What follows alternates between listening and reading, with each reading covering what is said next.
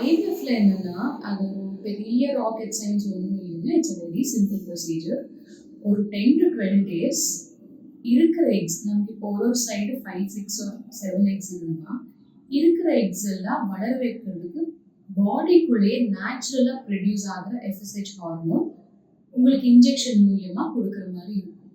So அந்த 10 நாள் injection போட்டுட்டு நம்ம நல்ல எக்ஸ் வளர வச்சுட்டு சைஸ் எல்லாம் கரெக்டாக வந்ததுக்கு அப்புறம் கொஞ்சம் மயக்கம் கொடுத்துட்டு அந்த எக்ஸ் எடுக்கிற மாதிரி இருக்கும்.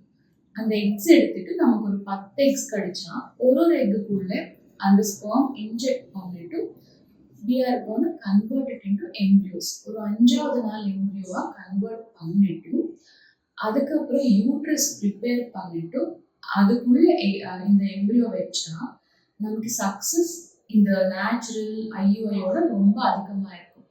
ஏன்னா எல்லாமே நாங்கள் கண்ட்ரோல் பண்ணுறோம். எக்கு வளர்ச்சியிலேருந்து க்ரோத்லேருந்து இருக்கிற எம்ப்ரியோஸ்லேயே நல்லா இருக்கிற எம்ப்ரியோஸ் மட்டும் எடுத்துட்டு வைக்கும்போது நமக்கு டெஃபினெட்லி சக்ஸஸ் ரேட் பெட்டராக இருக்கும். Plus we are making sure endometrium எல்லாம் நல்லா இருக்கிறதுக்கு அப்புறம் தான் we are placing the embryo. அதனால எப்பவுமே நமக்கு ஐவிஎஃப்ல சக்ஸஸ் ரேட் அதிகம். அண்ட் நெக்ஸ்ட் திங் இஸ் எல்லாருக்கும் ஐவிஎஃப் தேவைப்படுமா இல்லை, நாங்கள் யார் யாருக்கு என்ன தேவைப்படுமோ பார்க்கணும்.